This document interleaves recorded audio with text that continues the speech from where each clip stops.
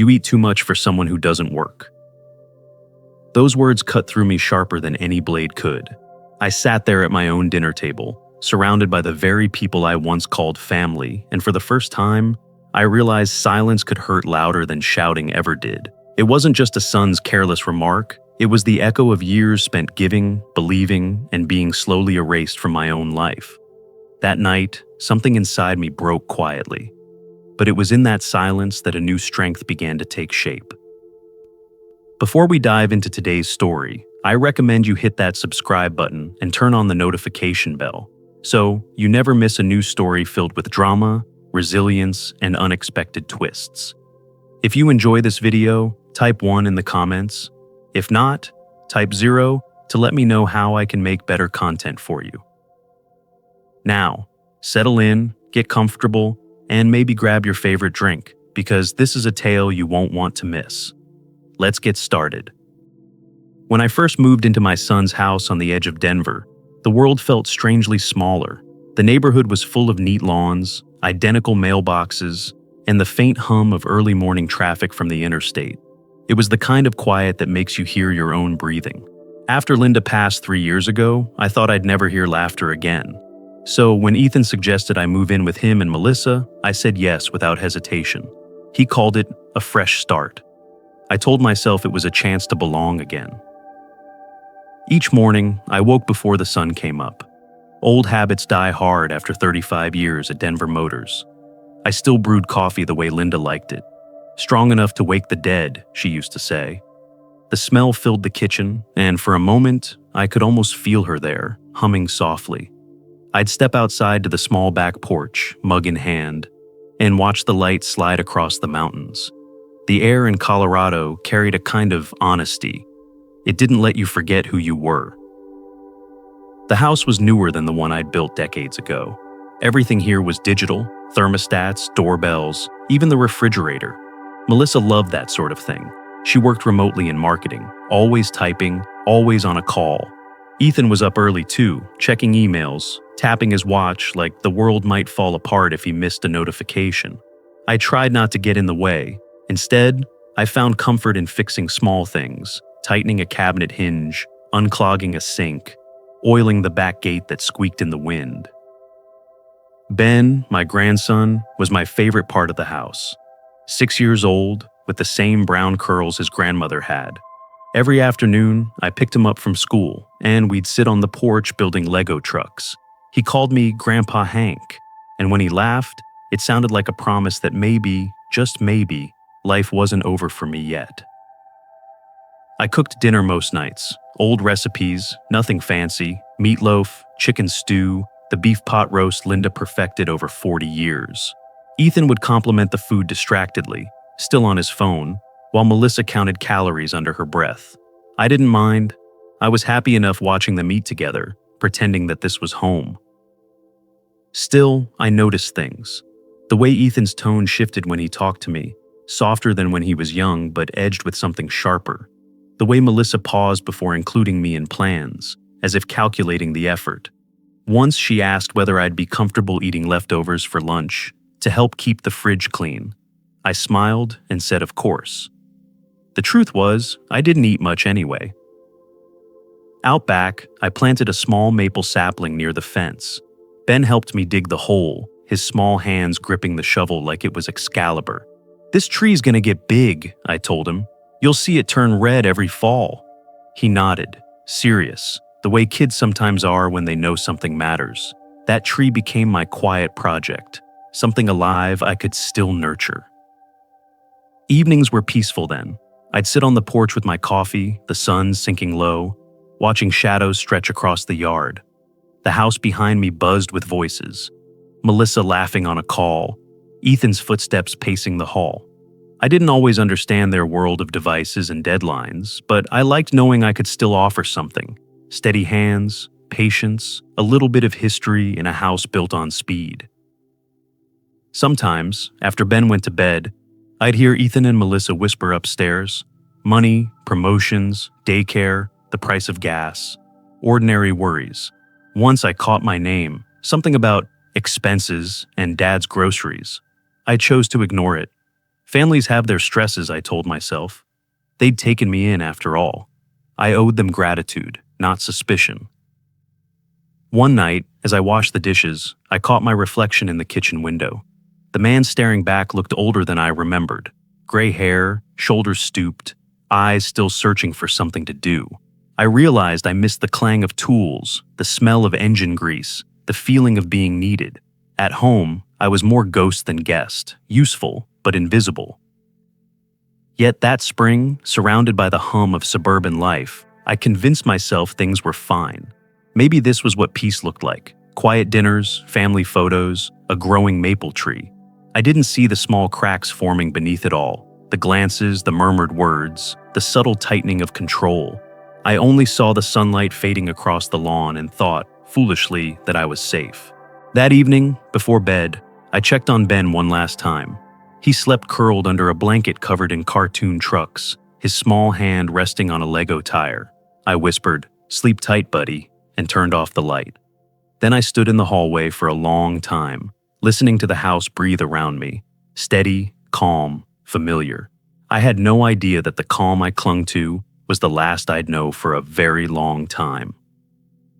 If you've ever trusted someone only to feel invisible in your own home, stay with me, because what happens next will make you question how love can turn so cold so fast. The heat of early summer had begun to settle over the neighborhood, and the small maple tree Ben and I planted in the spring was starting to show its first real leaves. Every morning, I still watered it before the sun came up, breathing in the damp smell of soil and grass.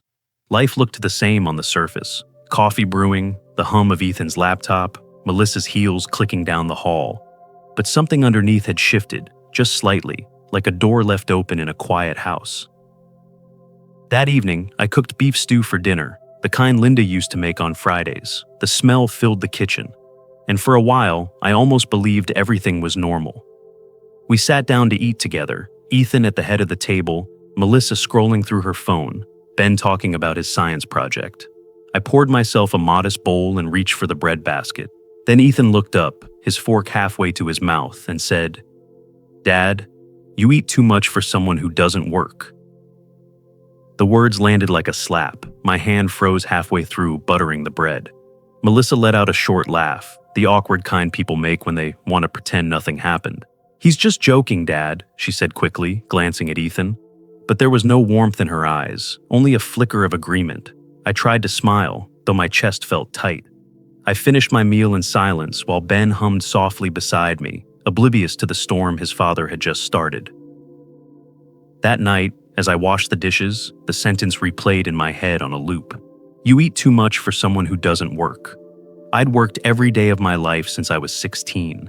I'd spent years under machines, hands blistered and lungs full of metal dust, to make sure my family never went hungry. And now, in the house I helped make possible, I was being told I took too much. It wasn't anger that filled me. It was something colder, heavier. I just felt numb. Over the next few days, small changes began to appear, the kind that seem meaningless until you look back. My debit card stopped working at the grocery store. When I mentioned it, Ethan said he'd streamlined the accounts so bills were easier to manage. Melissa started labeling food in the fridge, little plastic containers with names written in marker. Ben, Ethan, Dad. My portion was always smaller, wrapped tight like it needed to be controlled.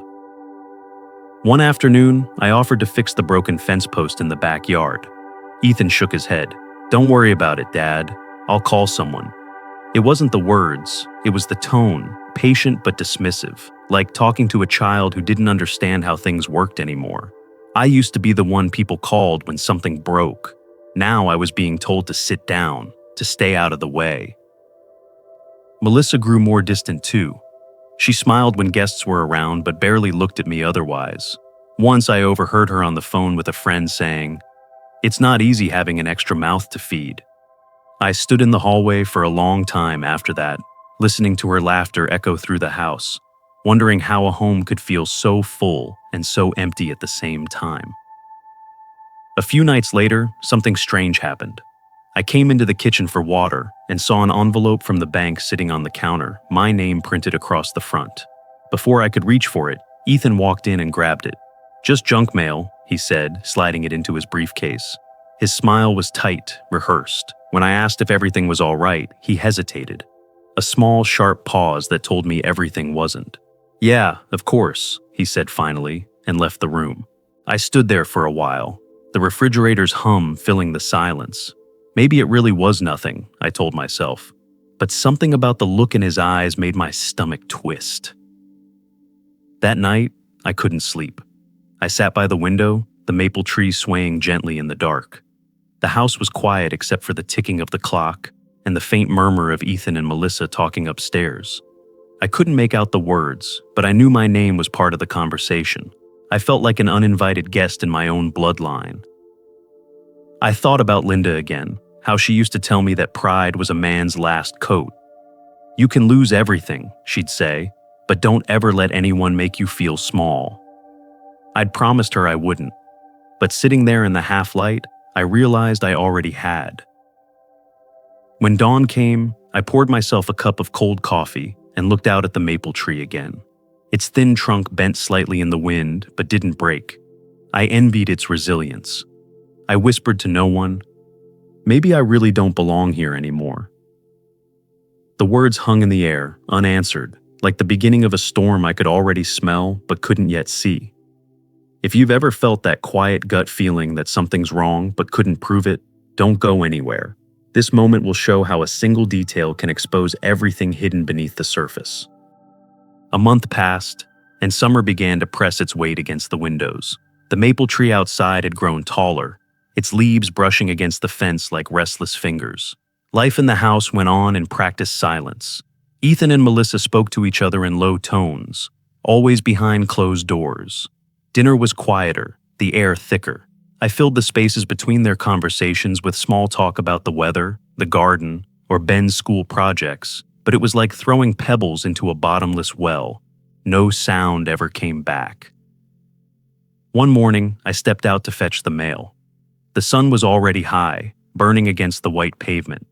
Amid the bills and ads, there was one thick envelope from Mountain Trust Bank addressed to me. I hadn't had any dealings with that bank in years.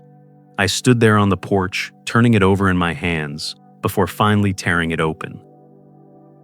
Inside was a printed letter. Notice of delinquency, mortgage account number 2847-51. My heart sank.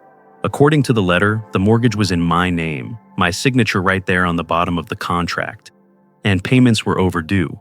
I read it twice, 3 times, but the words didn't change. The house I lived in, Ethan's house, was mortgaged under my name. For a long moment, I just stood still, listening to the sound of a lawnmower 2 houses down. The air felt heavier, my chest tighter. I walked inside, the paper trembling in my hands, and found Ethan in the kitchen, tying his tie. "Ethan," I said, my voice lower than I intended. "What is this?" I held up the letter. He frowned, took it quickly, and skimmed the first few lines.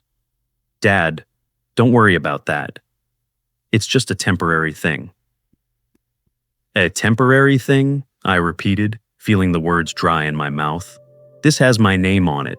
My signature, it's just business," he said, tightening his tie. "The company needed a short-term loan. Using your name helps secure better terms. It's all legal." I stared at him. "You forged my signature?" He looked away, irritation flickering across his face. "Dad, please. It's not a big deal. You wouldn't understand how these things work. Everything's fine." I wanted to say something, shout, curse, demand, but nothing came out. My throat locked. He grabbed his briefcase and left with a quick pat on my shoulder, the way someone might calm a nervous dog. The sound of the door closing echoed through me. When I finally sat down, my hands wouldn't stop shaking. The paper lay open on the table, the signature taunting me in smooth, confident strokes. It was perfect, identical to mine. My own son had imitated my handwriting so well, it was frightening. I remembered when he was little, sitting at the kitchen table, showing me how he could copy my signature. "Look, Dad," he'd said proudly, "I can sign like you." Back then I'd laughed. I thought it was cute. Now it was a crime. I spent the rest of the morning pacing the living room, the ticking clock cutting through the silence.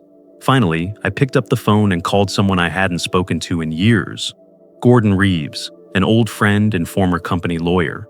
When I explained what I'd found, there was a long pause on the other end. Then he said quietly, "Henry, meet me at the Rusted Bean Cafe at noon, and bring that letter." At the cafe, Gordon looked older, thinner, but his eyes were sharp as ever. He read the document twice before exhaling heavily. "This isn't a misunderstanding," he said. "If that's not your signature, it's fraud." The word hit me like cold water. Fraud. He leaned forward. "You need to be careful. Don't confront him again. Not yet. Start keeping records, letters, receipts, conversations. Quietly. We'll figure out the next step." I nodded, though my stomach churned. "I never thought I'd have to protect myself from my own son," I said softly. Gordon didn't respond. He just folded the letter and handed it back. That night, the house felt smaller than ever. Ethan and Melissa were talking in the living room when I came in. Their voices stopped instantly. Melissa smiled too quickly. "Dad, you're up late. Everything okay?" "Everything's fine," I said, forcing calm. I climbed the stairs slowly, feeling every creak under my feet. In my room, I opened the top drawer of my nightstand and placed the letter inside a large envelope. Then I pulled out a small leather notebook and wrote on the first page, June 12th. "If something happens, this is the truth." The words looked fragile on the paper, but they steadied me somehow. Before turning off the light, I glanced out of the window. The maple tree swayed in the dark, its young branches thin but unbroken. I wished I could say the same for my faith in my son. If you've ever been pushed to the edge by the very people you sacrificed everything for, keep watching, because this is where patience meets the first spark of justice. After that morning with the letter, something inside me changed. I didn't confront Ethan again, not yet. I'd spent a lifetime solving problems with my hands, machines, engines, blueprints, but this was different. This required silence, patience, and a kind of strength I hadn't used before. I decided to do what Gordon told me, build facts, not anger. Every night after the house went still, I sat at my desk with a small notebook and wrote everything down. The dates of the bank letters, the things Ethan said, the tone of his voice, the way Melissa avoided eye contact at dinner. I wrote it all in neat, blocky handwriting, the same way I used to keep maintenance logs at the factory. Then I used my old flip phone, the one no one bothered to check, to take photos of the letter, the envelope, and anything that might matter later. Each time I pressed the shutter, my heart kicked like a hammer. During the day, I acted normal. I watered the maple tree with Ben, drove him to school, fixed small things around the house. But under that calm, every breath felt like a secret. I'd begun to see how easily people reveal themselves when they think you've given up. Melissa would talk on the phone near the kitchen window, whispering about cash flow and the business. Ethan stayed late at work more often, coming home tense and distracted. Something bigger was unraveling beneath their polished suburban life, and I was standing on the edge of it. 2 days later, I drove to see Gordon at his small office on the industrial side of Denver. The paint peeled on the windows, and the air smelled faintly of oil and dust. He sat across from me, glasses perched low on his nose, scanning the letter again.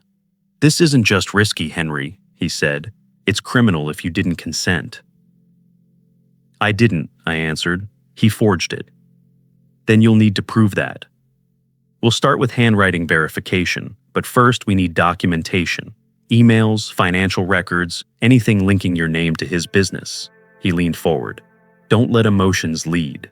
Build facts." I nodded, those words settling deep inside me. Facts. That was something I could build.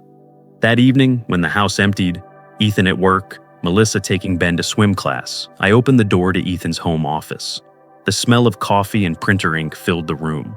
My hands trembled slightly as I sat at his computer, scrolling through folders. Buried under invoices and project drafts, I found a folder labeled Mountain Loan. Inside were scanned copies of emails between Ethan and a loan officer. In one of them, the banker wrote, "Glad your father agreed to co-sign." His signature made this possible. Attached was a PDF. My name, my forged signature, my identity tied to a debt I never touched. I snapped photo after photo, my pulse thudding in my ears. Then I heard the garage door open. Panic surged. I closed the window, turned off the monitor, and slipped out of the chair just as Ethan's footsteps echoed down the hall. I was in my room by the time he passed the door. My hands were still shaking, but I'd done it. I had proof. At dinner that night, Ethan studied me carefully. "You've been quiet lately," he said. I kept my eyes on my plate, just thinking about the house. He gave a thin smile. "You don't have to worry about it." Melissa jumped in too quickly. "Ben got an A on his project today," she said, her voice brittle. The air between us buzzed with something unspoken. I knew then that they both sensed a shift, that I wasn't as harmless as before. Later that week, I stopped by to see Helen Roberts, my old neighbor from before Linda died. She was a widow, kind and sharp, with a garden full of roses that always smelled like home. We sat on her porch drinking iced tea, the summer air heavy around us. I told her, carefully, what was happening. She listened without interrupting. "Sometimes," she said finally, "silence is the only weapon that confuses the guilty." Her words struck me harder than I expected. She offered to scan the documents and store copies on a USB drive, just in case something happens. I let her, though it made me feel both grateful and ashamed. That night, I went home and spread everything out on my desk, the photos, the notes, the recordings. A single desk lamp cast long shadows over the papers, turning the room into something between a workshop and a war room. I thought about all the years I'd spent teaching Ethan about honesty, about pride in one's name, and now I was learning what it meant to defend mine. Outside, the wind rustled through the maple tree. I picked up my pen and wrote in the notebook, "If this is war, I'll fight it quietly." Then, below that line, another. "Truth must be built, not shouted." I closed the notebook, turned off the light, and sat in the dark for a long while, listening to the wind and the beating of my own steady heart. If you believe truth always finds a way to rise, even when buried under lies, stay close, because the silence about to break will change everything. Weeks passed, heavy with silence. The air in the house felt charged, like metal before a storm. I moved quietly, keeping my head down, collecting what I needed. Every scrap of paper, every email, every recording was a small nail in the coffin of the illusion I'd once called family. I wasn't afraid anymore, only tired. And beneath the exhaustion, there was something sharper, steadier, resolve. The morning it happened began like any other. I was sorting the mail when I saw another envelope from Mountain Trust Bank. The logo burned into my mind now. I hesitated, then tore it open right in there in the kitchen. The words, "Notice of foreclosure," nearly blinded me. They were taking the house. My name was printed in bold across the top. My name, my debt, my shame. Ethan came in, adjusting his cufflinks, the smell of his cologne thick in the air. Melissa followed, coffee in hand. "Dad, what are you doing?" he asked when he saw the letter in my hand. "Reading the mail," I said evenly. He reached out, snatching the page. "That's private. You can't just open my—" "It has my name on it," I cut in. My voice was low, steady. "Remember?" For a second, the kitchen went still. Then Ethan's face twisted, red creeping up his neck. "You don't understand how this works. You're going to make things worse by meddling." Melissa tried to step between us. "Please, both of you," but I wasn't backing down this time. I reached into my jacket and pulled out the folder I'd been carrying for weeks. The papers fanned across the table, emails, bank documents, photographs of his forged signature. "You forged my name," I said quietly. "You used my life to gamble with your own." Ethan stared at the papers as if they were foreign objects. "You're confused," he said finally. "You don't get it. This is business." I slammed my hand on the table, the sound sharp enough to make Melissa flinch. "Don't talk to me like I'm senile. I built my life on honest work. I know fraud when I see it." Melissa's voice rose, brittle. "Henry, please, don't ruin this for him. He's worked so hard." I turned to her, my voice colder than I'd ever heard it. "You helped him, didn't you?" She looked away, eyes glistening.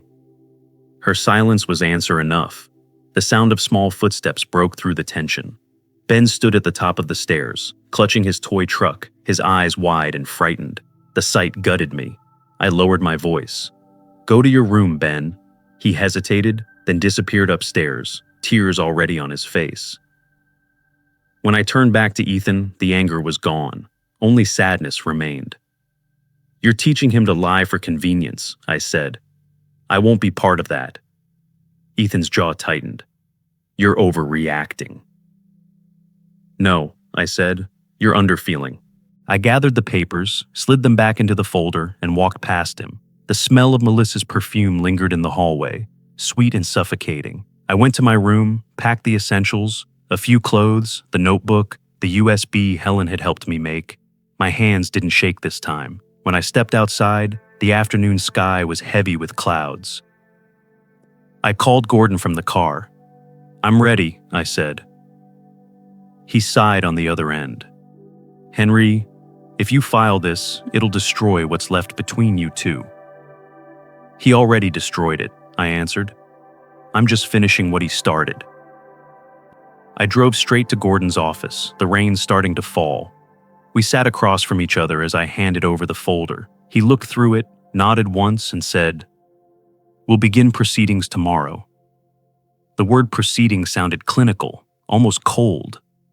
But beneath it, I heard something else: justice.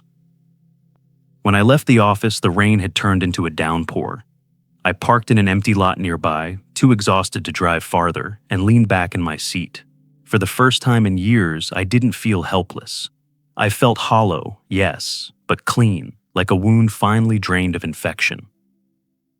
Then my phone buzzed. It was Ethan. His voice came through sharp, panicked. "Dad, what did you do?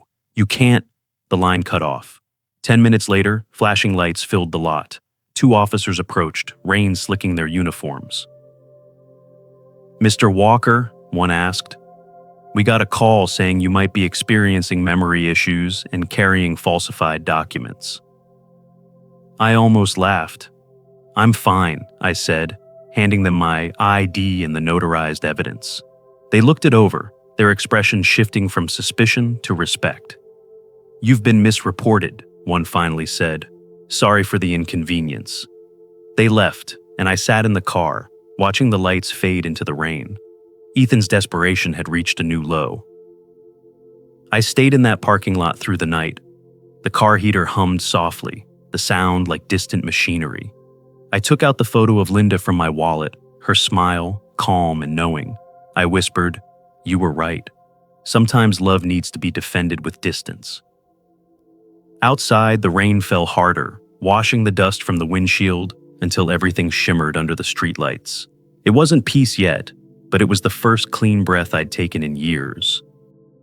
When I woke up in the car that morning, the windows were fogged, and the world outside looked washed out, as if someone had turned down its color. My back ached from sleeping in the seat, and the air smelled faintly of rain and gasoline. I sat there for a long time, staring at my hands resting on the steering wheel, realizing they no longer shook. Somewhere between betrayal and exhaustion, I had found a strange kind of calm. I drove to a rundown motel on the edge of Denver, the kind with flickering neon and thin walls. The clerk didn't ask questions. I paid for a week in cash and carried my duffel bag to a small room that smelled of old cigarettes and lemon cleaner. The silence inside felt heavy but clean, mine. I placed Linda's photo on the nightstand, right beside the folder of evidence, and whispered, "It starts here." Over the next few days, I worked methodically, building a fortress out of paper. Gordon filed the paperwork for the fraud case, making everything official. He met me in his office, spread the documents across the desk, and slid a pen toward me. "You'll need to sign this," he said. I stared at the line where my name would go. For the first time, my real signature wasn't just an afterthought, it was a weapon. My hand didn't tremble when I wrote it. Gordon nodded. "Once we file this, there's no turning back. It'll get ugly." "Then let's make it honest," I said. "I've lived too long pretending peace is better than truth." He studied me for a moment, then gave a faint smile. You're tougher than most men I know, Henry. Later that week, Gordon called with unexpected news. I was reviewing your employment records from Denver Motors, he said. Looks like you still own residual stock, about $150,000 worth. I blinked. That can't be right. I thought they dissolved those years ago. Apparently not. They just split the shares after the merger. You're sitting on more than you think. The discovery hit me like sunlight breaking through fog. For years, I'd thought everything I built was gone. The house, my family, my sense of worth. But here was proof that part of my past had survived intact. It wasn't about the money. It was about validation, something that was still mine. We decided to liquidate part of it to fund the legal costs. The rest, I invested quietly through a broker, buying a small percentage of Ethan's company. It wasn't about revenge, it was about irony. He'd built his empire using my name, and now, unknowingly, I owned a piece of it. At night, I sat by the motel window, watching headlights blur past, thinking about Linda. I remembered her voice, soft but firm, saying, "Sometimes silence is the loudest judgment." She'd been right. Every act of restraint felt like reclaiming a piece of myself. Then, one afternoon, Ethan showed up. I was sitting outside the motel, coffee cooling in my hand, when his car pulled into the lot. He looked tired, thinner, but his arrogance still clung to him like a second skin. "Dad," he began, standing awkwardly by the railing, "we need to talk." I said nothing, just waited. He took a deep breath. "I made a mistake, all right? I shouldn't have used your name, but I was desperate. The business needed leverage and I thought I could fix it before you found out." I studied him, the way his voice wavered between guilt and justification. "You didn't ruin my finances, Ethan," I said quietly. "You ruined my trust. That's the only thing you can't buy back." He looked down, jaw tight, then turned and walked away without another word. I watched his car disappear down the road, feeling something break inside me. Not anger, not grief, but release. That evening, I sat in my small room again. The laptop screen glowed dimly, displaying the online dashboard from the brokerage account. My name sat there, linked to 5% of my son's company. Ownership through integrity. I leaned back in the chair and let out a slow breath. The world outside was turning gold with sunset. Light spilled across the desk, catching Linda's photograph. Her eyes seemed to shine in the glow, warm and forgiving. "Now I own a piece of your world, son," I whispered. Maybe that's the only way to keep it honest. I closed the laptop and sat in silence, the hum of the city faint in the distance. The choice had been made, not to destroy Ethan, but to reclaim myself. For the first time in a long time, I didn't feel like a man running from shame. I felt like a man standing in it, shaping it into something stronger.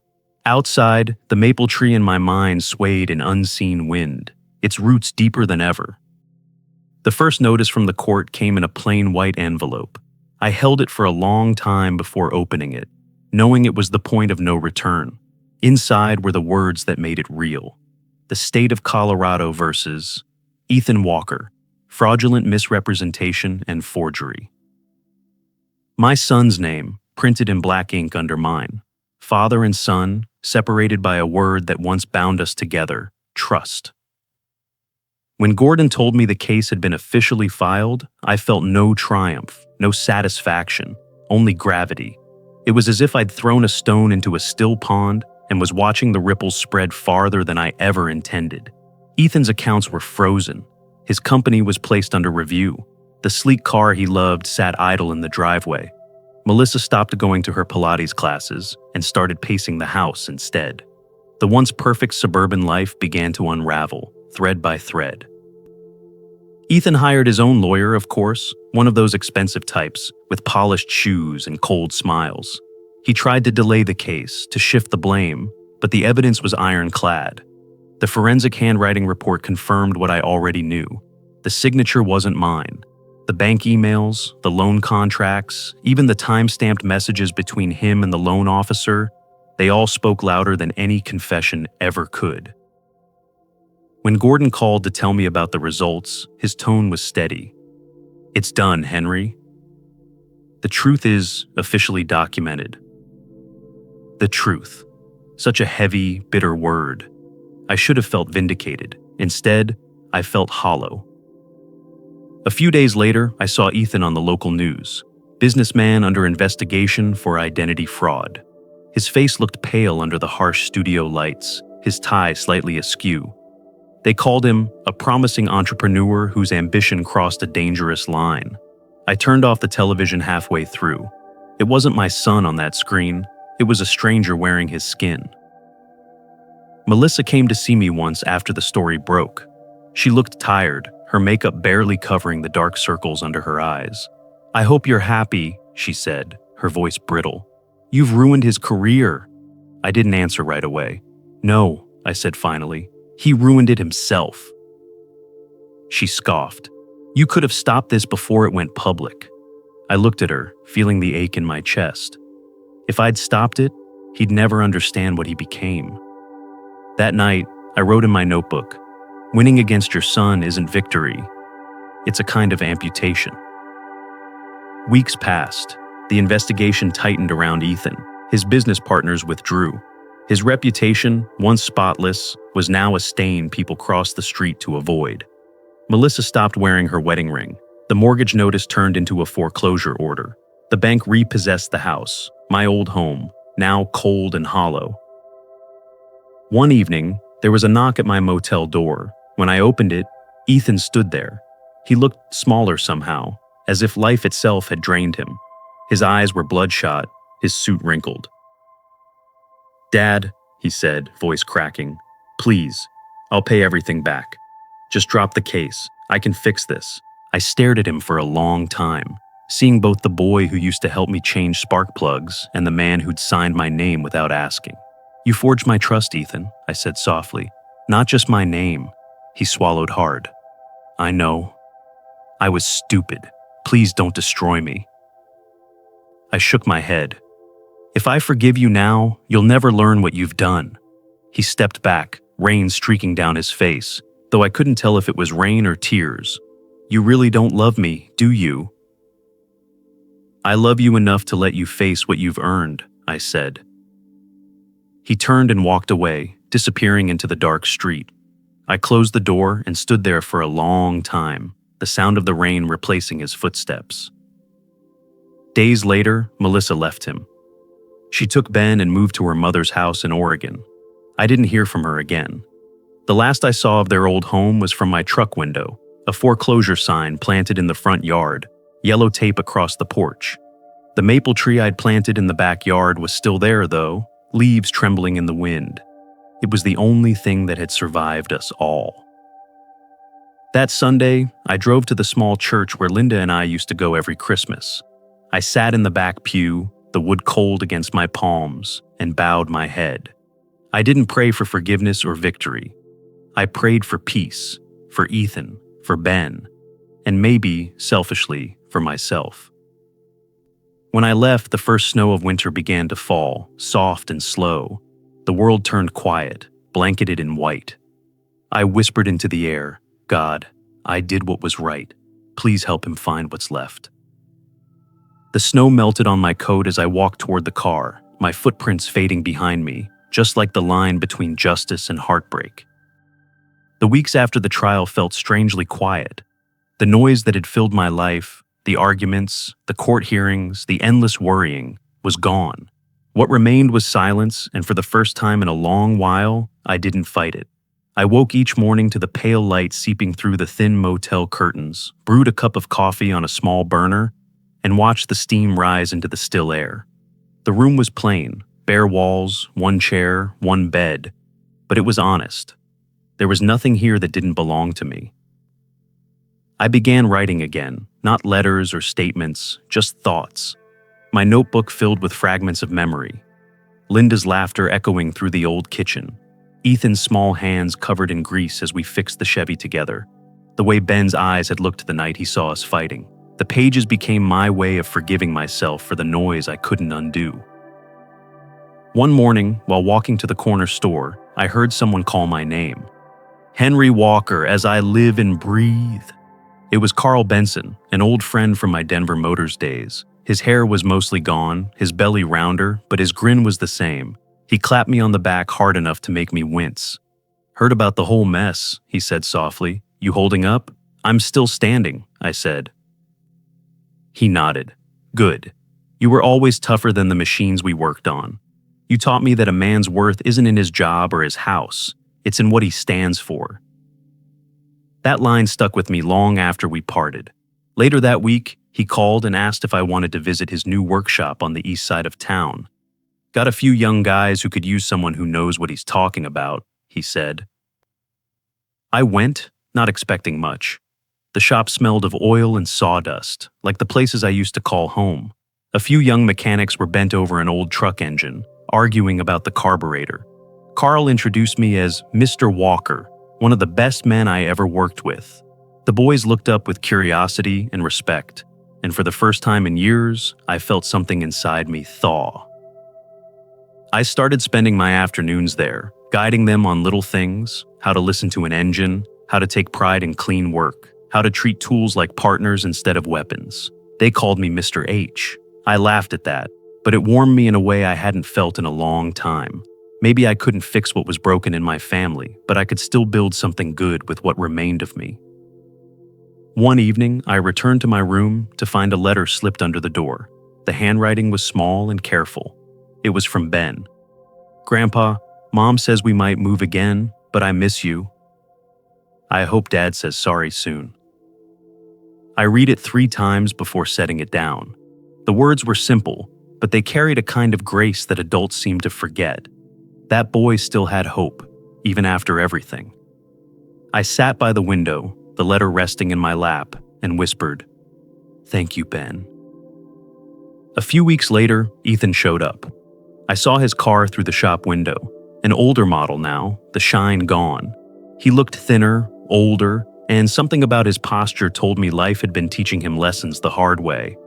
We sat across from each other in a small cafe, the kind with chipped mugs and no music. He cleared his throat. "I didn't come to ask forgiveness," he said. "I just wanted to say, I finally understand why you did it." I nodded slowly. "I didn't do it to you, Ethan. I did it for you." He looked down at his hands. "It doesn't feel that way." "It's not supposed to," I said quietly. "Growth never feels kind." He managed a weak smile, the first I'd seen in months. When he left, I didn't stop him. I just watched as he walked out into the afternoon light, his shadow stretching long across the street. That night, I sat at the desk in my room, the same spot where I'd once planned my case, and opened my notebook again. I wrote, "Maybe forgiveness isn't forgetting. Maybe it's remembering without anger." The next morning, I drove back to Carl's workshop. The boys were already there, arguing over a stripped bolt. I stepped through the door, and one of them called out, "Mr. H, we saved you the good wrench," I smiled. "Then let's get to work." As the day went on, the hum of engines filled the air, a sound that was part chaos, part rhythm. The sun streamed through the windows, dust floating in golden beams. I wiped my hands on a rag, looked around, and realized that somewhere between the broken pieces of my old life, I had built a new one.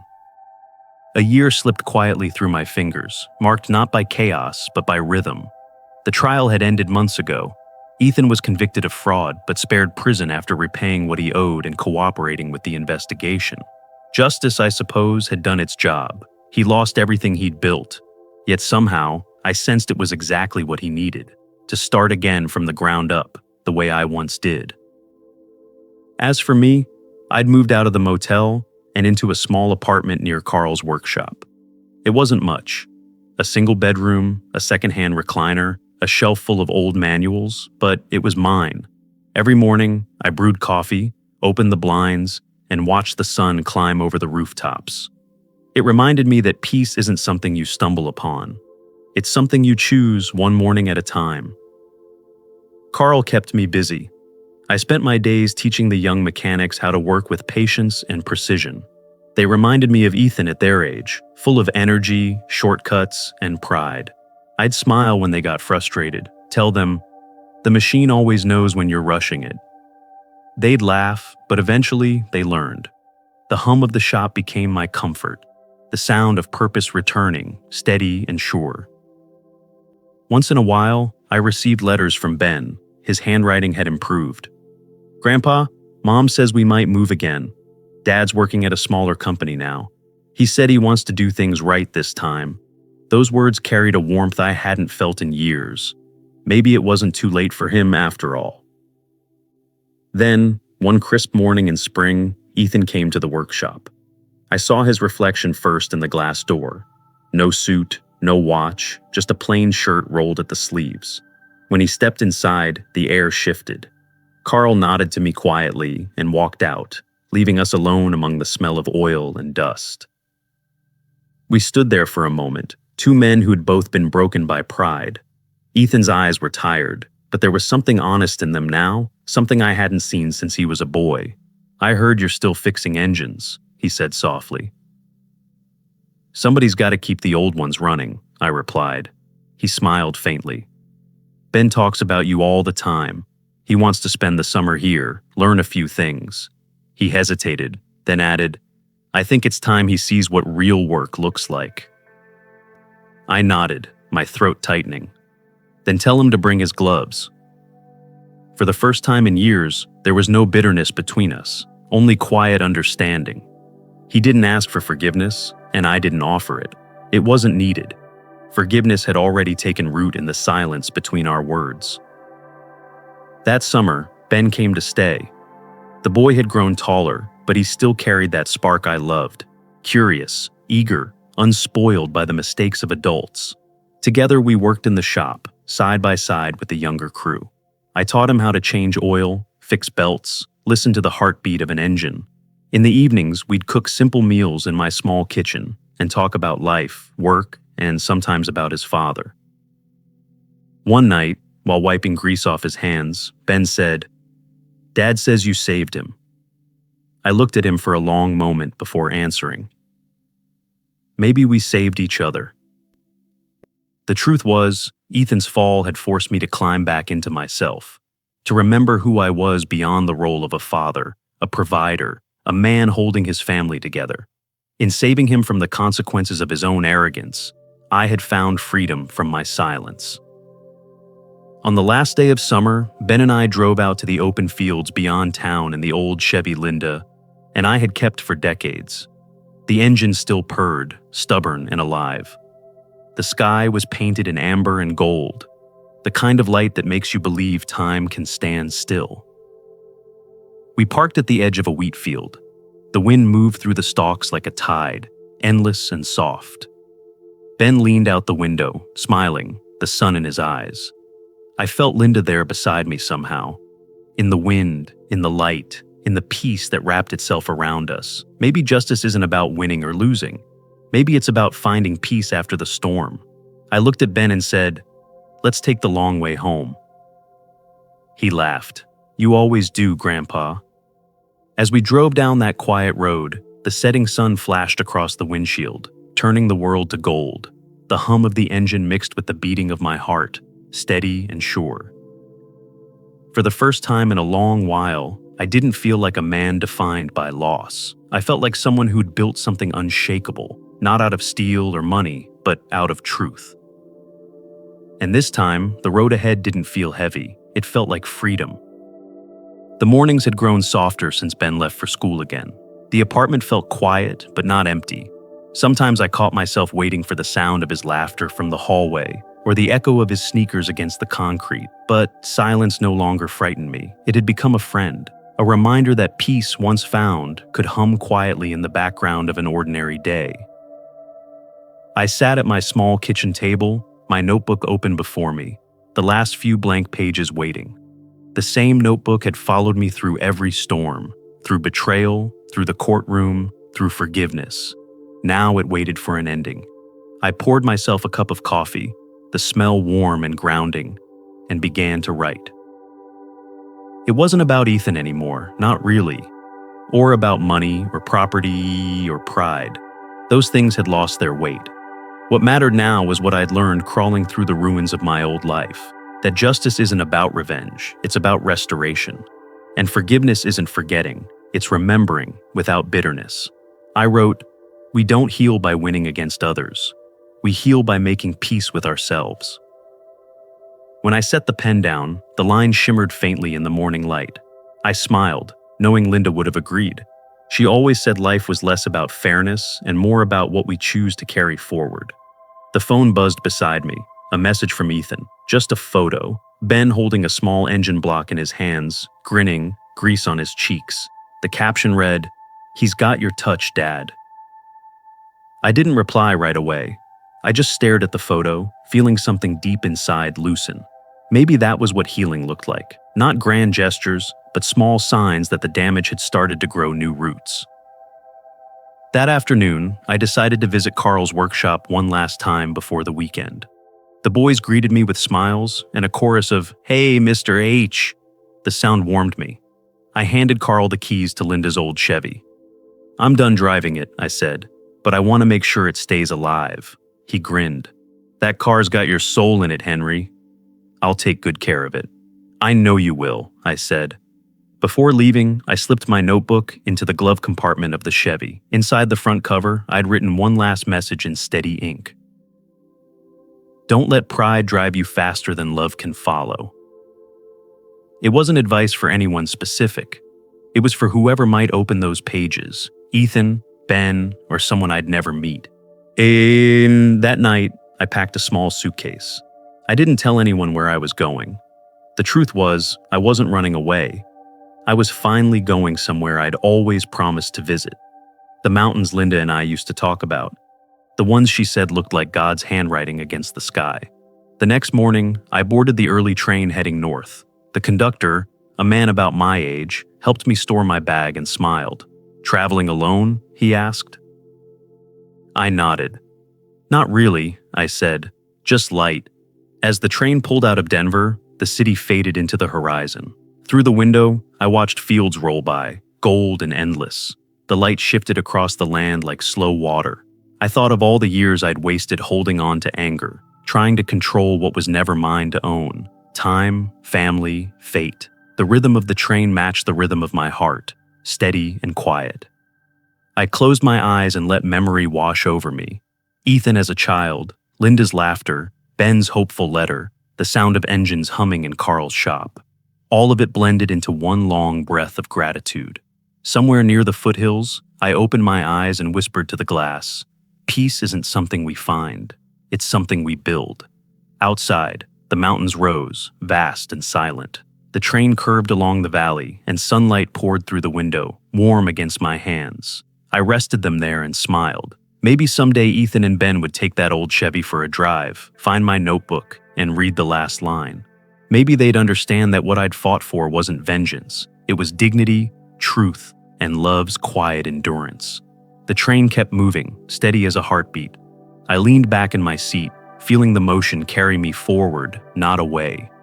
Ahead, the tracks shimmered in the light, leading toward the horizon, where the sky opened wide and forgiving. I didn't know what waited for me there, and for once, that didn't matter. The past had been accounted for. The future didn't need fixing. All that remained was the present, the steady hum of the train, the golden light on my face, and the quiet certainty that I was, at last, free.